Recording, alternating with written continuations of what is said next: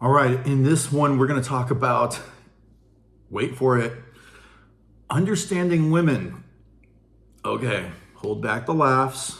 How in the world do you think I'm going to possibly do this? What is there to say? Okay, I'm married for 22 years. I have two girls. I had a sister growing up. So I think I know a little bit about women. But then again, this is just probably the tip of the iceberg, but we'll make the best attempt at this. All right. All right. Who would know anything about this better than like King Solomon, right? Who had like 1,000 women. He knew women.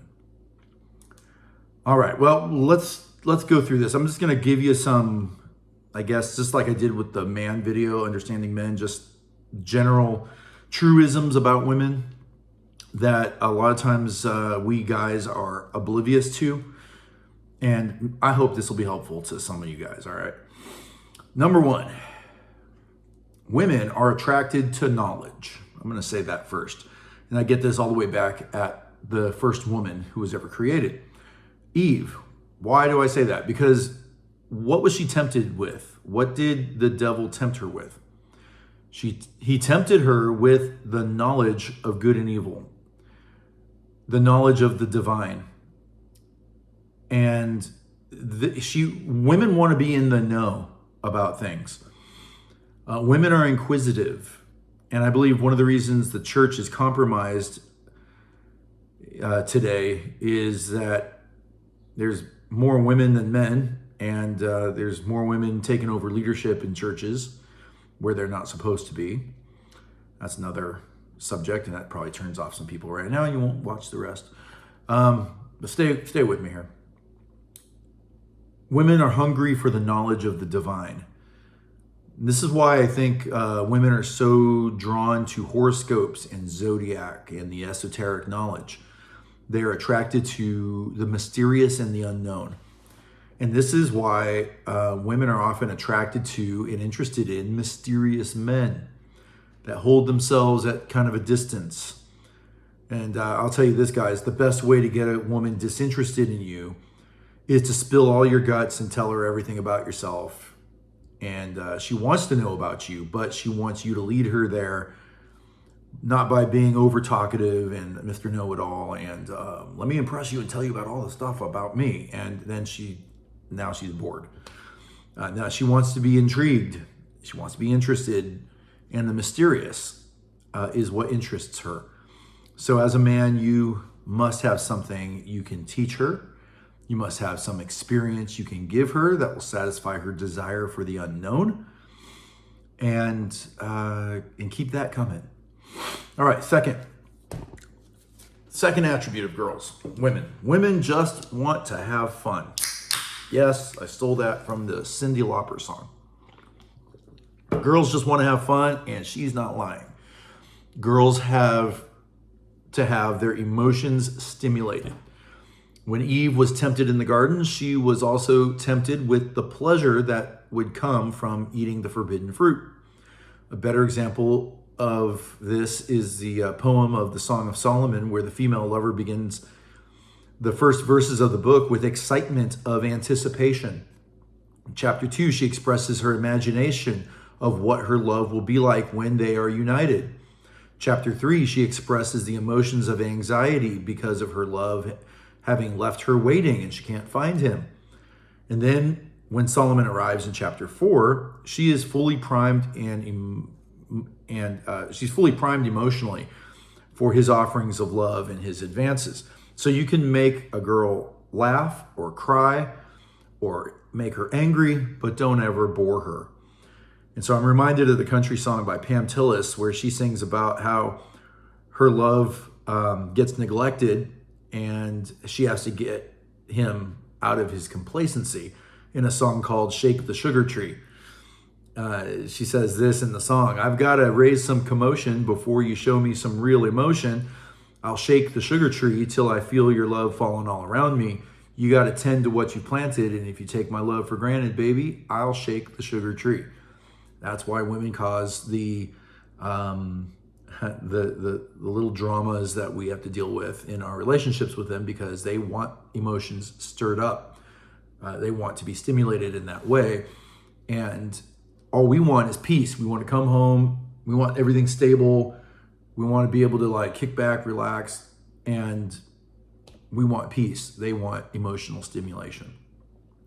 And so in this way, you cannot logic your way into getting a woman's emotions stirred to her satisfaction. You can't sit there and talk to her about it and get to her mental, cognitive process. That's not going to stir her emotion. Men like to use logic and negotiation with each other to get what we want from each other, but it's not like that with women. So they're different, and a man needs to learn how to navigate a woman's emotions properly for mutual benefit. And as a man, you have to dwell with them according to knowledge and understanding, as Peter's told us in 1 Peter 3:7. A man needs to know what it is that excites her imagination, how to provoke the emotions she wants to feel to make her happy. By the way, asking her how to do this doesn't always work either. She expects you to know or figure it out. A good combination of emotions like a roller coaster ride is what she really wants. As men, we just want peace. We don't want drama. So if you want peace, then you have to create the right kind of drama for her to be satisfied, or else you'll get the kind of drama that you don't want. And if a man does not provide this in a relationship, she will stir it up, because negative emotions are better than none at all. And if you're a man who complains about nagging, it may be your fault for allowing her to get to the point where she feels that she has to stir things up because you don't do it properly. So give her a healthy kind of drama. Make her laugh. Make her feel a little sad. Tell her a little story about a puppy dog or something, and get her emotions, down. Then create a little tension, and then release the tension. Then maybe a little playful scare, a little playful banter, and anything, just stuff where the emotions go through all the different emotions. Even a little angry, you leave the toilet seat up. She gets a little angry. Let her get riled up. I don't know, just. I can imagine all the flack from the women when I say this. But see, I'm stirring up emotion. See, of course, do not sin in doing this. Okay, don't lie to her. Don't put her in real danger. Don't insult her in any other sinful ways of invoking these emotions. If you are motivated by love, you want to do this for her benefit and her satisfaction, never to manipulate or control with a toxic emotions. Okay, the bad boys, the kinds that go to the jail that the girls like, the outlaws, they do this. They're good at emotional roller coasters, and they know how to get a woman addicted to them. They do this by playing mind games, invoking anxiety by not coming home or refusing to return her calls, invoking jealousy with their cheating, and it's rightly called emotional abuse at that point. And when men behave this way, it is truly toxic. Now, next point about women. Girls mature faster than boys. I remember as a 15 to 16-year-old boy being attracted to some of the girls around me in school and how inadequate I felt around them, because they were fully grown and developed women pretty much. And I was still kind of a pencil neck, skinny boy, still struggling with pimples. And when I was a junior in high school, I remember an 8th grade girl in our little Christian school had a crush on me and used to write me notes. And she looked up to me, being that I was a varsity basketball player, and I seemed cooler than the other 8th grade boys around her. So this anecdotal example serves to illustrate that girls develop and mature before the boys do. Men have to be fashioned and forged into men by other men, especially their fathers. Girls, however, they become women regardless. They may not be mature women all the time, or they may have some emotional difficulties if they aren't raised correctly or they aren't regulated correctly. But women are going to become women. It's biological. They They're going to develop physically to bear children at a relatively young age, whether or not they're ready for it. Now, yes, men are going to physically grow and become men as well and be able to have kids and stuff. But what it means to be a man has very little to do with his biology. Yes, testosterone, that's all of that is involved, but it's more of the, like I said in the last video, the character building, the development of mastery makes a man. A woman is a nurturer. She gets most of her stuff naturally. Like God just gives it to her. Men, we got to work and build ourselves. And when women, like Mary, the mother of Jesus, when she was espoused to Joseph and she conceived through the Holy Spirit to bear Jesus, she was probably about 15 or 16 years old, most scholars think. And our modern society says that a boy and a girl is not an adult till they're 18, but their biology does not care. The biology does not care, nor does it follow our rules. And I'm not advocating for teenage pregnancy, but I am saying that girls become women around 10 years earlier than a boy reaches real manhood and is equipped and ready to be a man who is capable to father a child, support a family, and have the skill to make him valuable to society. A woman, her ability to bear children into the world and be a mother isn't something that she has to put a lot of work into. It's something that comes naturally very early. And of course, doing that well, that takes some skill and that takes teaching, of course.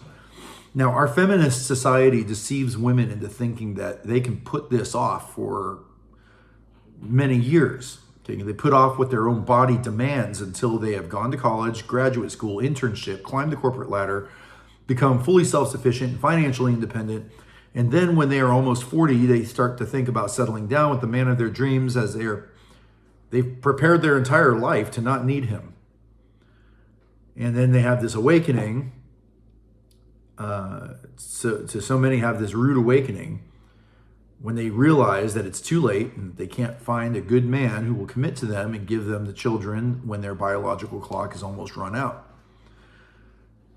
So the reality is God made girls to mature into women and equip them to have children at an early age so that they can spend the strength of their youth raising those children, not the strength of their youth partying, goofing off, becoming a man before they can finally be like, okay, I'm equal to a man now. Let me go back to being a woman.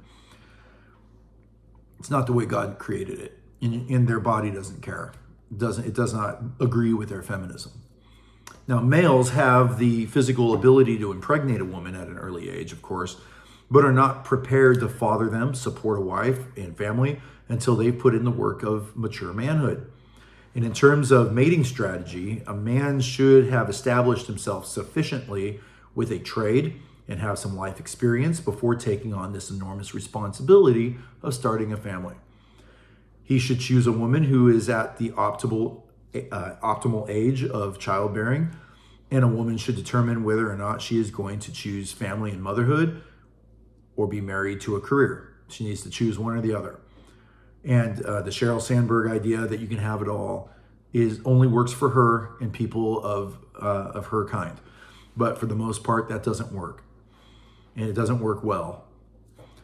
Corporate feminists like Sheryl Sandberg have advocated that women can have it both ways, 50-50. In fact, I'll quote her. She says this in Harvard Business Review. The most important career choice you'll make is who you marry. Well, I will agree with that.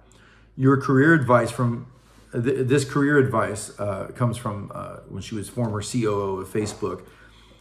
And she makes good sense on research. Among couples, career outcomes are indeed linked to the dynamics of support and career priority within the couples. Yet many people end up in less egalitarian marriages than they expected to have, often facing a choice to either stay in jobs that threaten to overwhelm them and their families or withdraw from the workforce entirely.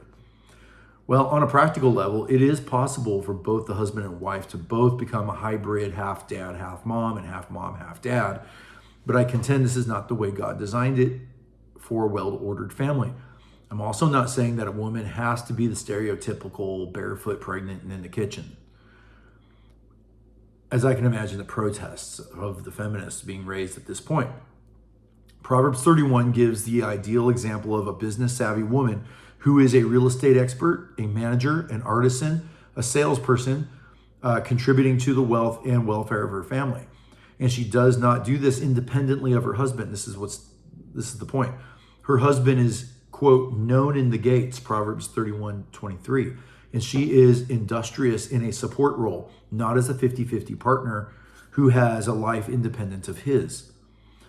A husband's status is mentioned in this chapter about the excellent wife because he wouldn't be there in his life if he didn't have her support. So because his home is well run, he is able to put his full energy into pursuing the success of his vocation. She also serves as a trusted advisor and confidant, helping him to manage his business or career. Now, this is where the feminists will disagree and say, well, how come a woman can't have that also? Why can't she fulfill her? Okay, she can. Just don't be married to a man and expect to have it all. You can't have it all. Be one or be the other. Be good at one and suck at the other, or suck at one and be good at the other. That's what you're going to get.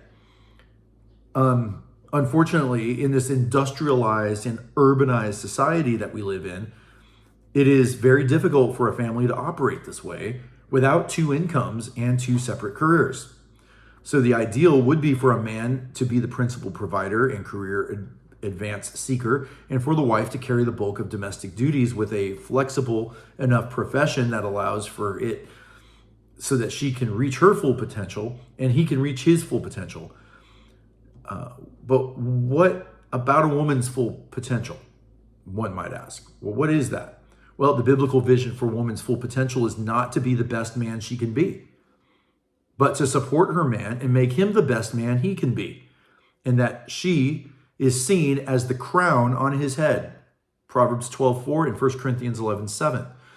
That is the woman's best and fullest potential. Doesn't mean she can't be a CEO like a man, but if you're going to be a CEO like a man, your family's going to suffer. Your husband is going to suffer. And if that's what you want, go at it. Go ahead. But I'm talking to young men here, and I want to get this to you so that you, young men, will know what to look for and what not to look for. And this is also for my own daughters. I want them to have reality understood before they get out there. You know, if they want to pursue their career, go ahead. You're not going to be a very good mother. You're not going to be a very good wife. Okay, you're going to neglect something, and you're going to follow some man. Some man's going to be your boss. Some man is going to tell you what to do, and you're going to obey him. And that's probably going to be the guy at the office. So there's that. Next, women are nurturing. And this is where God made women this way. This is what makes women more relationally driven and relationally intelligent. And their natural God-given maternity makes them much more tender and nurturing. The nurturing nature of women is also optimal for a child rearing and domestic life.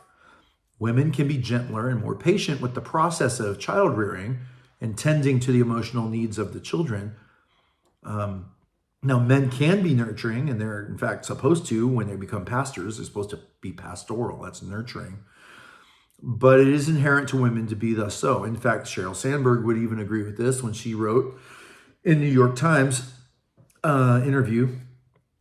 Actually, in the interview, she didn't write this, but it was written about what she said. She said, women help more behind the scenes. Studies demonstrate that men are more likely to contribute with visible behaviors like showing up at optional meetings, while women engage more privately by consuming activities like assisting others and mentoring colleagues. Well, that's because women are nurturing. Women want to love and give love in the form of nurture. In Ephesians 5 and Colossians 3, women are not explicitly commanded to love their husbands, but rather to respect them. The men are commanded to love their wives and not be harsh with them. It would seem that this task may be more of a challenge to men than women in light of Genesis 3's curse. Okay? Men aren't good at nurturing, so God commands men, love your wives, cherish them, nurture them, because that's not what comes natural to you, but that's what they need. And women, don't mother the man, respect him. That's what he needs. Now in Titus 2, chapter 2, verse 3 through 5, Paul does exhort older women, teach the younger women what is good, and so train the women to love their husbands and children, to be self-controlled, pure, working at home, kind and submissive to their own husbands, that the word of God may not be reviled. So women are taught, or are told here, to be taught how to love their man by the older women, the ones that have been through the ringer, have been through the ups and downs of marriage. Women will love a man in a way that makes sense to them, which is nurture. However, in Titus, Paul instructs older and more experienced women to train the younger women in loving their husbands and children. And most often, men want to be loved in a way that women do not understand and without being taught. And that is through respect and submission. And the nurturing nature of women needs to be nurtured with affection. Affection for a man means physical affection most of the time. But for a woman to be open to physical intimacy that a man craves, she needs to feel safe, cared for, and important to that man that she's already attracted to. Non-sexual affection that shows a woman that she's safe, cared for, and important is the effective way a man needs to learn to show love. And affection is the communication of care. Now, men, on the other hand, are more interested in admiration, which is the communication of appreciation and value and respect. All right, next. Women want to be led. The more feminine a woman is, the more she is willing to be led. This does not mean that she is naively gullible. This does not mean that she doesn't want to make decisions and that she's dumb. I'm not saying any of those things. Those are all red herrings and straw men that are built to shoot down at this idea. But women want to be led. She's most at peace and secure when being led by a good and competent man whom she can trust. Women want a man to lead them where they already want to go. They will often resent having to be the man for the man by taking up leadership for him when there's a vacuum. It may be in the order of things that a woman is delegated leadership because she's more competent than her husband in one area or another, such as finances or whatever it may be, but it is still his headship and his leadership that should guide the priorities of where the family's resources should be wisely stewarded. If she's going to be taking leadership in that way, he still needs to lead the process. Of course, a woman's contributions to his decision-making can be her own wisdom and insight in which the wise man would heed. But ultimately, a woman wants her man to step up and be the leader. If he is a good leader of his home who leads in love, she can respect him, and that respect is reciprocated with more love and more affection back to her. The better a man can become at creating a win-win situation with his wife while exercising emotional control, the better he will be able to lead a woman. So competency and judgment, as well as the ability to communicate and influence a woman, are two skills that a woman wants a man to have to lead her. A man needs to learn to lead himself before he can lead a woman. She wants to see that a man is capable of leading himself through self-control, mastery, cool and calm decision-making before she will feel safe enough to be led by such a man. Now, when a man knows that direction, he knows where he's going, where he's heading, a woman becomes much more willing to follow. This is why a man must make his mission in life dialed in before he seeks a partner and starts a family. Because give a woman a vision of life worth following that they could accomplish together. That's what she wants. Now, women want to feel safe and secure. That's the next thing. Next point here. Women want to be safe and secure. Stability, safety, security are deep desires that women want their men to provide for them. And God made us to do that. It is especially an emphasis on security in a woman's hierarchy of needs as she gets older and bears children. Being a more delicate sex, as the Bible calls it in 1 Peter 3:7, or weaker vessel, it is natural that a woman should prioritize her own safety and security for herself and her children. This is complemented by a man's natural God-given desire to provide and protect for the weaker and more vulnerable around him. So this is the complementary nature of men and women. Where there is a vacuum of security by weak and uncommitted men, women will seek to provide that security for themselves. And feminism has provided that opportunity for women to provide for themselves independently from men. And that has proven that, it's proven that women are perfectly capable of doing just about everything else that a man can do, and some things better. Now, it is my personal opinion that feminism rose up out of a vacuum of male leadership in the 20th century. It was due to broken men returning from 2 world wars. The 1920s brought prohibition of alcohol because of the years prior, men had abdicated so much of their responsibilities and duties due to their drunkenness.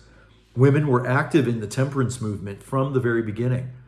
It was an appealing cause because it sought to end the phenomenon that directly affected many women's quality of life. Drunken behavior not only reduced the lifespans of men and potentially caused kids to grow up fatherless and women to become widows, it had other ill effects such as domestic violence, public damage, living in poverty, and so on. This is why women were at the forefront of the prohibition movement. Women will adapt and fill the need for protection and provision when men fail to do this. And they should not have to be forced to do this because of irresponsible men.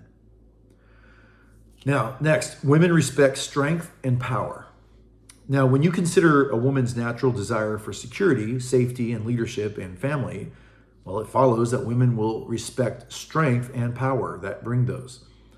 I've heard it said that women are the beauty objects for men and men are success objects for women because they are the qualities that the opposite sexes are drawn to. Women respect power and strength because those qualities bring protection and provision, which is what we already have established in the male mandate in the last video. Status is an indicator of a man's power, influence, strength in a community. A woman will be attracted to the status of the most alpha, powerful man in her orbit. And examples of this are so ample and abundant, I don't even have to give them to you. Why are the most powerful political, business, and sports and entertainment figures surrounded by adoring, beautiful women, even if they are ugly? Because power attracts women. Secular research confirms that 80% of women are having sex with 20% of men because they are attracted to the top 20%, and the bottom 80% are ick. So factors such as security, stability, status, power, and access to resources play into this significantly. Now, the next thing, this will be like the controversial one, if these aren't already controversial enough. Here's a word. If you are in the know, you know this word, but if you're not, I'll explain it. Women are hypergamous. This point is an accumulation of the previous points about what comes natural to women and what they desire. The word hypergamy is not one you hear every day, but it generally refers to selecting a mate who is of higher earning capacity or has more sexual capital. The higher the earning capacity means you can do things, go places, have possessions and experiences that most other people cannot have. The higher sexual capital is the desirability of a man based on his physical, emotional, and social sophistication that he has. He's the man other men want to be and that other women want to be with. And the man who can provide high earning capacity and sexual capacity or capital, that's optimal. That's like the dream guy right there. Rich and handsome and charming.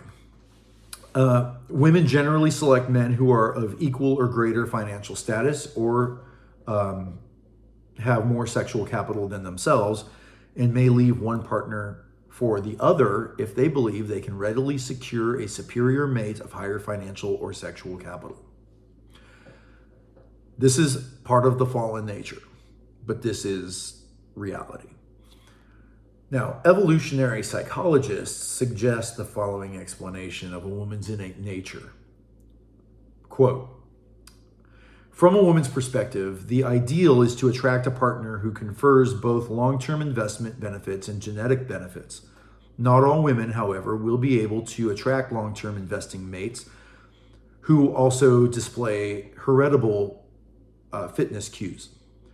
Consequently, women face trade-offs in choosing mates because they are forced to choose between males displaying fitness indicators or those who will assist in offspring care and be good long-term mates. So what the secularist chalks up to evolution, I prefer to chalk it up to the God-given design that is marred also by the fall into sin. What they observe here may be true, but what they attribute it to, I think, is off base.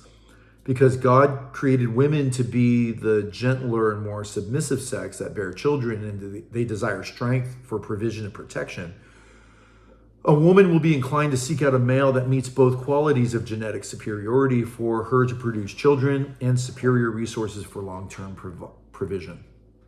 Unfortunately, in our current sexually promiscuous hookup culture, we see this hypergamous dynamic played out in an epidemic of single motherhood. Many women bear the children of men who excited them sexually in their youth, but these men are unwilling to commit to their offspring. And so the sexually free availability of so many women to these men left no incentive for them to make commitments for exclusivity. Then afterwards, these same women sought out less exciting but more stable men to rescue them and adopt their children that they had had from the man that she felt was more superior sexually or biologically. Men who father other men's seed have been derided as willing participants in a word called cuckoldery. A cuckold is a very old word. There are records of its use all the way to the 1200s. It is derived from the name of cuckoo, which is a bird. A cuckold originally meant an adulterer, a reference to the cuckoo bird's practice of laying its eggs in other birds' nests. That's where that word comes from. So optimized hypergamy is when a woman illicitly bears the children of the most alpha male that excites her sexually, and then settles down in marriage for a long-term domestic partner who's more of a beta male, but is willing to provide for her and the children that she had from somebody else. The beta male does not excite her sexually, he does not excite her imagination like the alpha lover did, and thus the sexual attention she gives to her beta husband in exchange for security and provision is very lackluster to what she gave her alpha lover freely and without any inhibition in her youth. Now, I've heard this phenomena described as alpha seed and beta need. There's actually another term for that, which I won't say because I would have to put the E on the video here. The ideal mate for a woman offers both his alpha seed and can provide for her beta need. The women desire both alpha excitement and beta comfort in the same man, which has become much more difficult in our day to seem to get because we have this polarization of one extreme or the other, the bad boy alpha or the nerdy beta. So to complicate things further, feminism has eliminated the need for beta provisioners because so many women can provide for themselves independently. As a result, more and more independent women want the alpha man as her mate to excite her and to be her equal partner. The dilemma these women have is that most of these so-called alpha men are willing to spread their seed without committing to providing for the need of their offspring, a lot of them. So TikTok is full of videos of middle-aged, single divorced women lamenting the fact that there are no good men left. The truth is there's lots of good men left who are willing to give the shirt off their back for one of these women, but they lack the alpha traits that women require to be attracted to one of those men. Now, among Christian women, you would think that there would be an exception to this hypergamy. They are just as, but that's not true. They're just as female as their unconverted counterparts. They are attracted to alpha seed and beta need as much as any other woman. Just like any man, Christian or not, is attracted to feminine beauty and a well-proportioned female body that indicates healthy indicators to be a good mother. The difference is, or should be, the difference should be that a commitment to the lordship of Christ and his design for sex and marriage and family will curb a woman's hypergamy and a man's resistance to monogamy. Not only will a commitment to Christ curb our fallen desires for sexual fulfillment outside of his design, but traditional social conventions also used to help as a buffer. There used to be a time not long ago when women were slut-shamed for being promiscuous women. A man was also shamed for being a deadbeat or a cad if he were to impregnate a woman and abandon her. Unfortunately, as the Christian ethic declines in our culture, these social conventions are on equally a decline. Until what is right is wrong and wrong is now right. All right, let's see, how much, I've still got a little ways to go here. This, I'm going to say as a bit of advice to men when understanding women. Believe what they do before you believe what they say. Now, that can go both ways, obviously. In closing, I know there will be many women who disagree with many or all of what I just said. I don't care. My advice is to believe what a woman does before you believe what she says. And this is where logic comes in and proves I'm probably right. More right than wrong. I've asked many female coworkers, what do you want in a man? And they always go about loyalty, chivalry, kindness, understanding. But those same girls never choose boyfriends that embody those ideals. Now, I'm not suggesting women are dishonest. I am suggesting that they have a cognitive dissonance between what a woman says and what they actually want for themselves or what they're willing to tell you. Now, in a 2008 study conducted by Dr. David Buss at the University of Texas in Austin, wanted to find out what women really want when they select a mate. And the study consisted of 107 men and 107 women. The average age of the males sampled was 25 and a half years old, and the average age of women was about 24, almost 25 years old. And they were separated and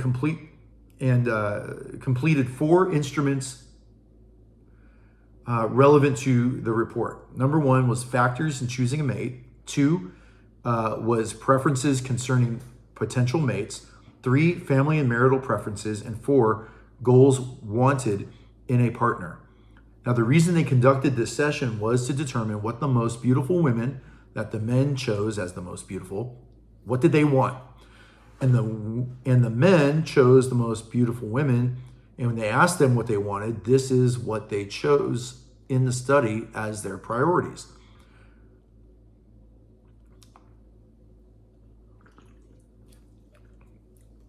When women did not have to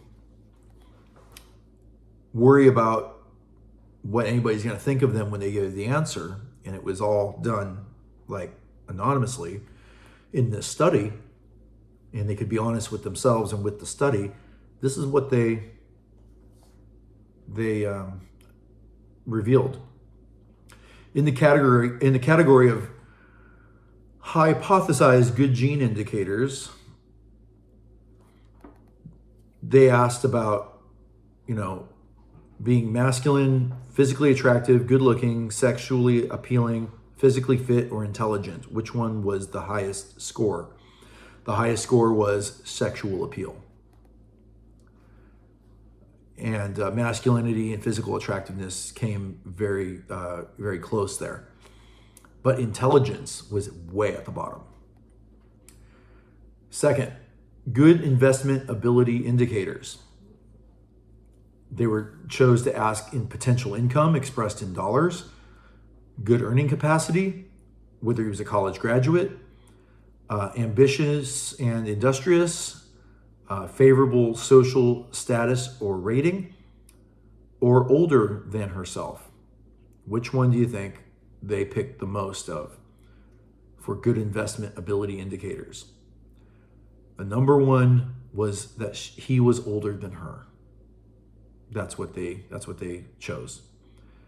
And I think in second place, it was something like good earning capacity, college graduate. I think that was like the second closest one, college graduate, because that shows that he could earn.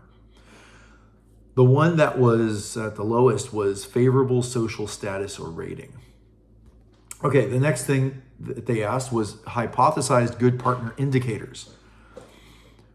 What would make the best good partner? And they said desire for home and children, fond of children, likes children, raises children well,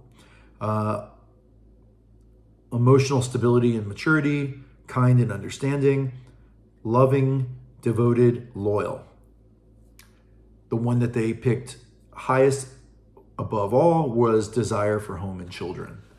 And the one that they chose the least, and this is what I hear women want, is loyalty. That's the one they chose at the very bottom. So when women are able to answer what they really want anonymously in a study where there's no social pressure or pressure to answer correctly in front of their partner, this is the top priority that it comes to. Number one, top rank. Women want a man who wants to have a family and children, no matter what feminists say. No matter what feminists insist, the thing that they, out of all the four questions that they asked, the thing that got the highest score out of all of them was they want a man who wants children and family. No matter what feminists insist that women want to be independent, the data still shows that they want a man and they want to be domesticated. This is consistent with God's design for women to make their top priority in life, in long term, is to have a man who provides for them so that they can have children and family.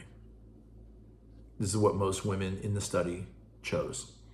The second highest thing that they chose was that a woman wants a man who has sex appeal. That was the number 2 highest score out of all the questions. Isn't this interesting? Ask any woman what they want in a man, and they will say loyal, kind, understanding, and gentleman, a provider. But those character traits are at the bottom of the list, and loyalty was at the very bottom. What does this prove? It proves that women want to mate with the most alpha male that will pass his seed and genetic superiority over to her offspring. It is interesting that intelligence and loyalty were at the very bottom. Being sexy and wanting a family was their top priorities. And then the third highest score was they want a man older than them. This got the third most amount of points in the questions. This also proves the point about women developing and maturing faster than men. They want a man who is already mature, more than they are. And in a close second was, the sex appeal was emotional stability and maturity. Interestingly, women valued a man having a college degree more than they valued his earning capacity. Perhaps that was a priority because it assumed that in society, if you go to college, that means success or money. So would Christian women do any different in this study, do you think? I'm not sure. But women are women. They're of the same nature as their first mother, Eve. Not much has changed in thousands and thousands of years. So, young man, watch what a woman does and the choices she makes, and trust those things that you observe with way much more weight than what she says. This is good advice for anybody, really, dealing with anybody. So that is what I've got, and I'm sure there's so much more to understand about women, but those are some of the big ones that I have learned. And I would love to hear your feedback and all the maybe disagreements that might be out there. All right. Next video, we're going to talk about toxic masculinity. So we're not done talking about dudes.